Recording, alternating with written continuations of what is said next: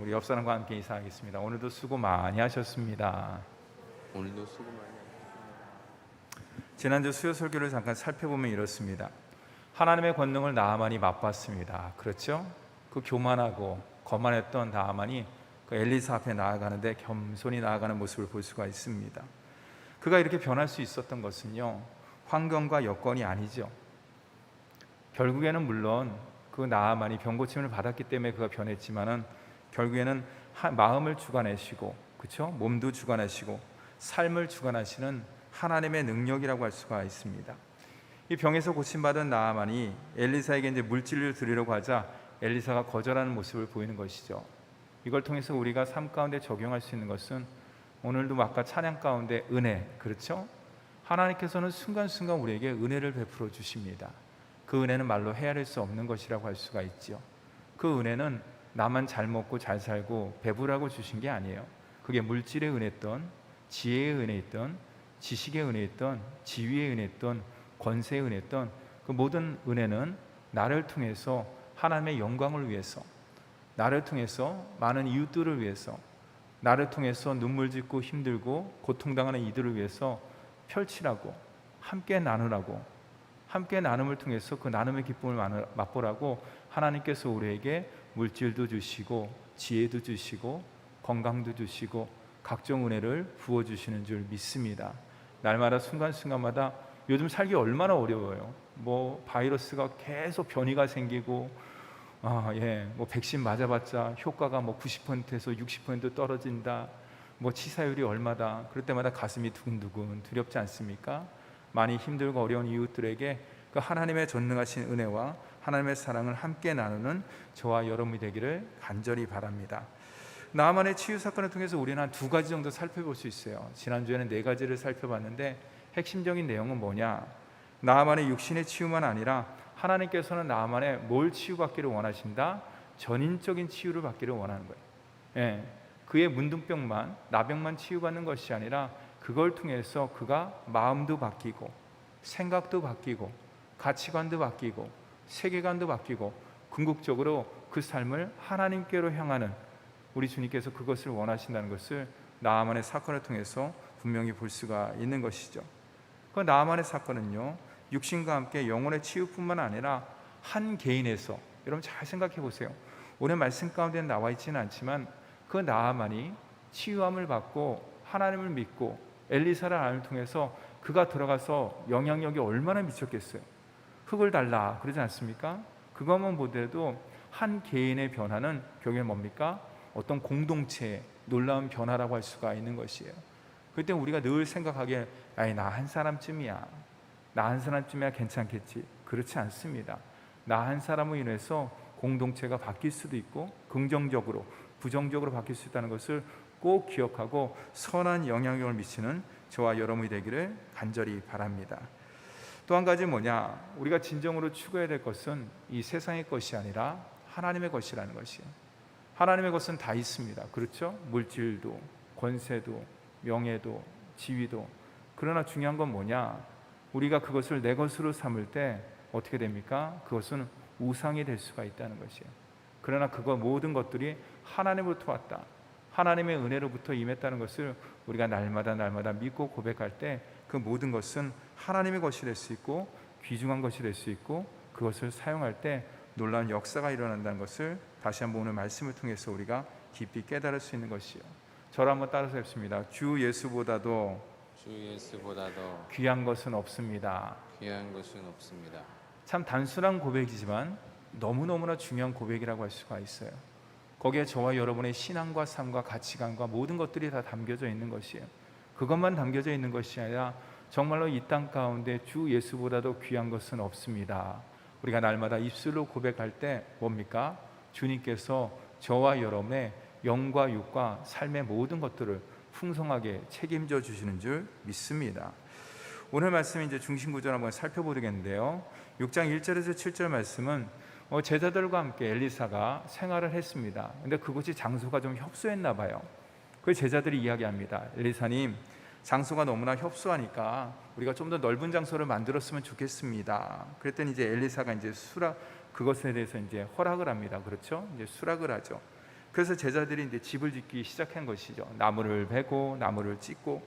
근데 한 제자가 도끼를 어디서 빌려왔나 봐요. 그 도끼질을 열심히 하는데 어떻게 합니까? 그만 실수로 그 도끼를 물에 빠뜨리고 맙니다. 돌발 상황이 발생된 것이죠. 엘리사는 나뭇가지를 물에 던져서 그 도끼를 어떻게 합니까? 떠오르게 하죠. 그렇죠? 사랑하는 성도 여러분, 이 짧은 구절이지만 6장 1절에서 7절 말씀에 우리에게 주는 영적 교훈은 무엇일까? 엘리사의 하나님은 어떤 하나님인가? 창조 질서의 하나님인 동시에 창조 질서를 초월하는 역사의 주관자가 되신다. 또 한 가지는 우리가 이것을 통해서 깊이 알 수 있는 것은 뭐냐? 우리 하나님께서는 일상의 작은 것도, 소소한 것도, 사소한 것도 우리 주님께서는 다 알고 계신다는 거예요. 그렇기 때문에 이 정도 내가 하나님께 기도할 필요가 있어? 이건 그냥 내 힘으로, 그냥 내 여건과 환경 가운데 이 모든 것들을 해결해 버리지. 아닙니다, 여러분. 우리 하나님의 자녀의 삶 가운데 큰 문제건 작은 문제든 중요한 것든 사소한 것이든 소소한 것이든 그 모든 것들을 우리 주님께서 다 알고 계시기 때문에 일일이 낱낱이 다 주님께 고백하고 주님의 기도 응답을 받고 날마다 기쁨과 감사로 나아가는 우리 모두가 되기를 간절히 바랍니다. 오늘 이제 중심 구절은 이제 8절에서 19절 내용인데요. 그 말씀에 보면 이제 이스라엘을 공격합니다. 누가? 아람 나라가. 그렇죠? 이스라엘 이제 공격하고 이제 시도를 하는데 공격할 때마다 누군가가 방해를 놓아요. 이상하게. 그게 누구냐? 엘리사라는 사람이에요. 아람 왕이 신하들과 이제 전쟁을 하기 위해서 이스라엘 공격하기 위해서 이제 신하들을 모읍니다. 그래서 이제 전쟁 논의를 합니다. 야, 어디를 공격하면 좋을까? 어디를 갖다 이제 급습하면 좋을까? 그러면 여기를 급습하면 좋겠습니다라고 이야기를 합니다. 근데 자꾸만 공격이 실패하는 것이에요. 번번이 실패하는 것이에요. 그곳에 갔더니 오히려 역공을 당하고 이스라엘한테 낭패를 당하는 모습을 볼 수가 있어요. 왜 그럴까? 우리는 말씀을 통해서 알고 있는 것이에요. 아람의 모든 정보가 누구에게 들어간다? 마치 엘리사가 옆에 있는 것처럼, 그 모든 전쟁 회의를 옆에서 듣는 것처럼 엘리사가 그 모든 것들을 이스라엘 왕에게 그대로 이야기하는 것이에요. 왕은 그걸 모르죠. 아람 왕은. 엘리사가 쪽집게같이 맞추고 전쟁에 계속 실패를 돌아가자 아람 왕의 화가 그냥 머리끝까지 났어요. 11절 말씀을 다 함께 읽도록 하겠습니다. 11절 말씀입니다. 시작. 이러므로 아람 왕의 마음이 불안하여 그 신복들을 불러 이르되 우리 중에 누가 이스라엘 왕과 내통하는 것을 내게 말하지 아니하느냐 하니, 이게 무슨 말이에요? 계속해서 아람 공격이 실패하자 뭡니까? 우리 안에 첩자 있지, 간첩 있지, 이스라엘 왕과 내통하는 자 있는 거 아니야? 이렇게 이제 의심하기 시작한 것이에요. 이 한 신복이 이야기를 합니다. 그렇지 않습니다. 우리 안에 첩자가 있는 것이 아니라 저 이스라엘에 엘리사라는 사람이 있는데 너무너무나 쪽집게같이 맞춰요. 심지어는 왕이 침실에서 이야기하는 것까지 다 이스라엘 왕에게 고하는 것 같습니다. 아람 왕이 그 말을 듣자 엘리사를 잡아오라고 이야기하는 것이에요. 엘리사를 잡기 위해서 엘리사가 어디 있냐? 그랬더니 도단에 있다는 것이에요. 도단성에 있다는 거야. 그래, 알았어. 그러면 엘리사를 잡자. 그리고 밤에 아람 군대를 갖다 파견을 합니다.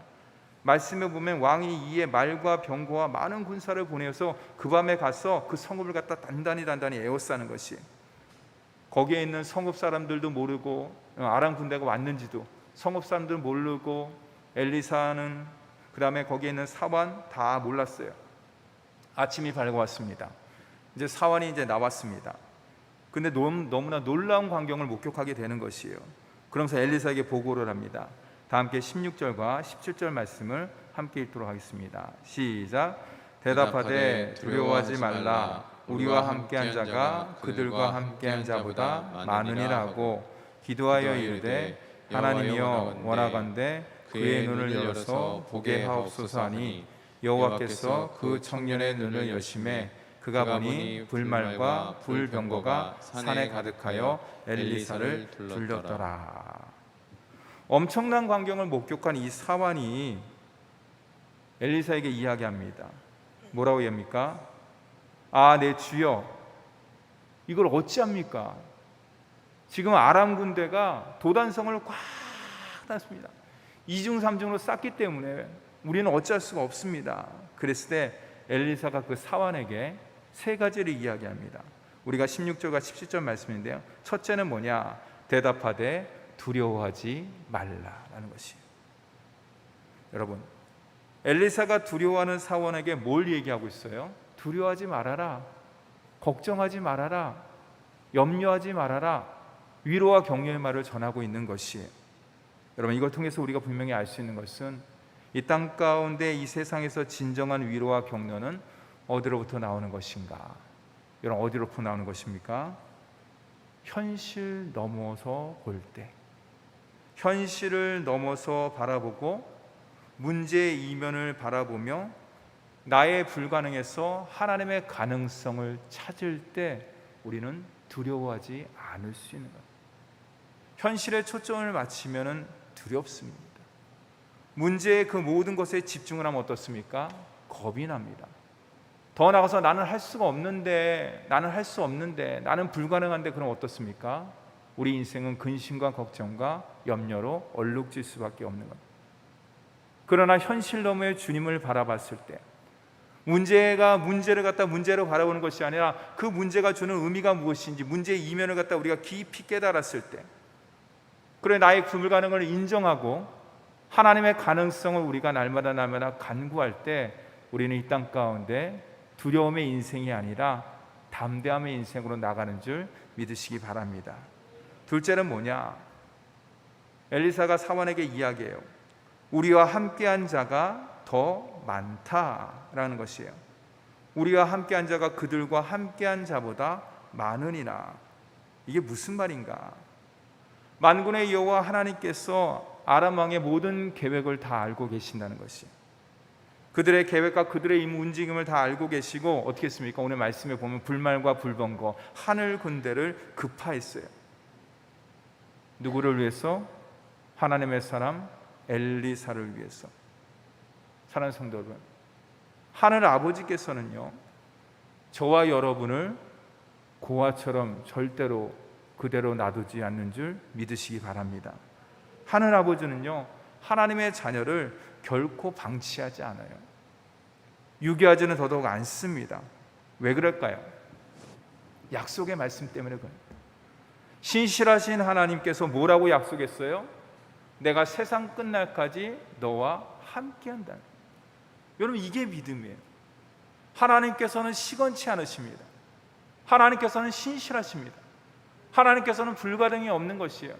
하나님에게 모든 것들이 가능하고 현재와 과거와 미래의 모든 시점이 다 하나님께서는 현재의 시점이에요. 그래서 전능하신 창조주 하나님이라고 할 수가 있는 것이죠. 근데 더욱더 중요한 것은 뭐냐? 창조주 하나님, 전능한 하나님, 무소부재하신 하나님, 능력의 하나님, 뭐 그 여러 가지가 이야기했지만 우리가 가장 믿음 가운데 붙잡아야 될 말씀은 뭐냐? 약속하시고 그 약속을 지키시는 하나님, 시건치 아니하시는 그 하나님의 말씀, 그거예요. 성경은 하나님의 말씀인 동시에 하나님의 약속의 약속, 이것을 붙잡고 나아갈 때 이게 믿음이에요. 이대로 될 줄 믿습니다. 목사님, 현실은 불가능합니다. 그렇지 않아요. 현실은 불가능합니다. 현실은 한계가 있습니다. 현실은 어렵습니다. 두려움과 근심과 걱정과 염려와 고민과 그 여러 가지가 우리 인생을 너무너무나 힘들게 하는 것은 사실입니다. 그러나 중요한 것은 하나님의 말씀은 변치 않아요. 하나님의 약속의 말씀은 신실해요.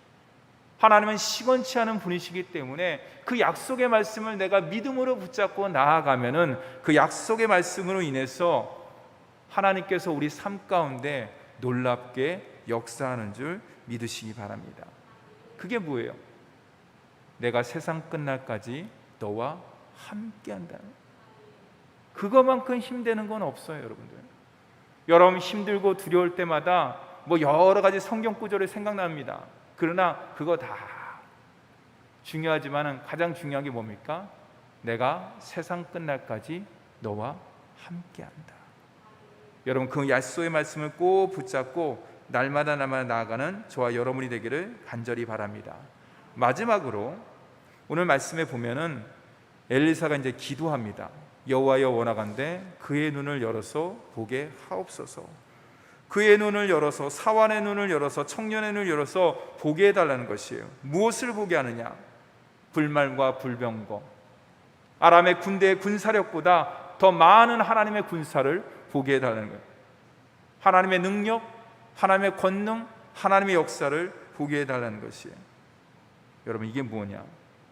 여러분, 우리가 이 땅 가운데 승리하는 삶을 살기 위해서는 무엇이 필요하느냐? 보는 능력이 필요해요. 보는 능력. 그 보는 능력이 뭐냐? 여러분 잘 생각해 보세요.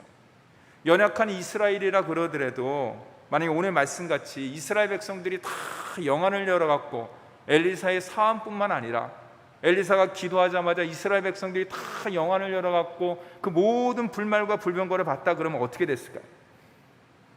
하나님의 수많은 천군과 천사와 그 하나님의 군대를 봤다 그러면은 당할 자가 어디 있겠어요? 눈에는 보이지 않지만은 하나님께서 함께 하시고 하나님의 군사와 하나님의 능력이 함께 하신다 그러는데 당할 자가 누가 있겠습니까? 그런데 반대로 아무리 강한 아람 군대라 그러더라도 오늘 말씀 가운데 이제 뒤에 나오거든요. 엘리사가 그들의 눈을 어둡게 합니다. 그리고 어디로 인도합니까? 이스라엘의 수도인 사마리아로 인도하는 거예요. 여러분, 암만 능력이 뛰어나더라도, 암만 날카로운 칼을 갖고 있더라도, 뛰어난 무기를 갖고 있다 그래도 그것을 사용하는 군인이 눈을 뜨지 못한다면, 어두워서 보지 못한다 그러면 그 군대는 뭐라고 얘기할까요? 오합지졸이 될 수밖에 없는 것이에요. 사랑하는 성도 여러분, 우리가 이 땅 가운데 하나님의 자녀로서 능력 있는 삶을 살기 위해서 가장 필요한, 오늘 말씀 가운데 적용하면 가장 필요한 게 뭐냐? 보는 능력이에요. 그럼 목사님, 그 보는 능력은 어떻게 키울 수가 있을까요? 그 보는 능력을 어떻게 가질 수가 있을까요? 여기서 보는 능력은 투시의 능력을 얘기하는 게 아니에요. 불말과 분물권을 보는 능력이 아니라 뭡니까? 믿음이에요. 믿음으로 나아갈 때 우리가 뭡니까? 영안이 열리고 그 모든 것들을 온전히 볼 수가 있는 것이에요. 사랑하는 성도분, 오늘도 하루하루 생활할 때 우리가 하나님께 기도할 게 있어요. 하나님, 보는 능력, 믿음의 눈을 날마다 가지고 나아갈 수 있도록 인도하여 주시옵소서. 18절 이하의 말씀에 보면은 사완이 영안이 열린 것과 반대로 아까 얘기했듯이 아람 군대의 눈을 어둡게 합니다. 그리고 사마리아로 인도합니다. 그들의 눈이 밝아져서 이제 쳐다봅니다. 그랬더니 어디 있어요? 사마리아 성에 있는 거예요. 예, 적의 한가운데 있는 거예요. 적의 한가운데 있는 것이에요. 이게 뭐냐? 전쟁은 무슨 전쟁이에요? 이제 모든 것이 다 끝나버렸어요. 그렇죠? 상황 종료예요. 그냥 다 무기 내려놓고 그냥 포로 생활할 수밖에 없는 것이에요. 전쟁 포로가 되었다는 것이에요. 그때 이스라엘 왕이 쳐다봅니다. 아람 군대를 봅니다. 야, 내가 그렇게 아람 군대 때문에 힘들었는데 드디어 기회가 이때 찾아왔구나. 야, 하나님께서 나에게 절호의 기회를 주셨구나. 기회는 있다라고 생각하면서 엘리사에게 허락을 구합니다. 엘리사가 인도했으니까. 뭐라고 합니까? 아버지요.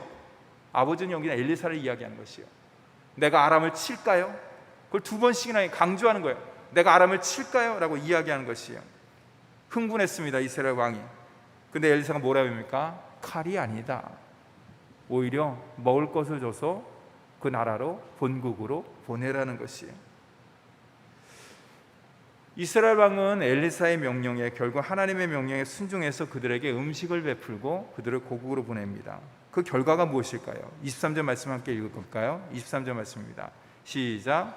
왕이 위하여 음식을 많이 베풀고 그들이 먹고 마심에 놓아보내니 그들이 그들의 주인에게로 돌아가리라. 이로부터 아람 군대의 부대가 다시는 이스라엘 땅에 들어오지 못하니라. 이로부터 아람 군사, 아람 군대가 다시는 이스라엘 땅에 들어오지 못했다는 것이에요. 여러분, 이스라엘 왕은 아람을 무력화시킬 수 있는 절호의 기회라고 생각했을 것이에요. 여기에 우리의 보는 능력이 필요한 거예요. 여기에 믿음이 필요한 것이에요. 더 나아가서 순종이 필요한 것이에요. 여러분, 인간적인 생각과 인간적인 계획이죠. 그렇죠? 야, 드디어 내가 아람 군대를 칠 수 있는 기회가 엘리사를 통해서 이렇게 나에게 주어지는 것이구나. 근데 여러분, 오늘 23절 말씀이 결론의 말씀이거든요. 하나님께서는요, 더 큰 생각과 더 큰 계획을 갖고 있어요.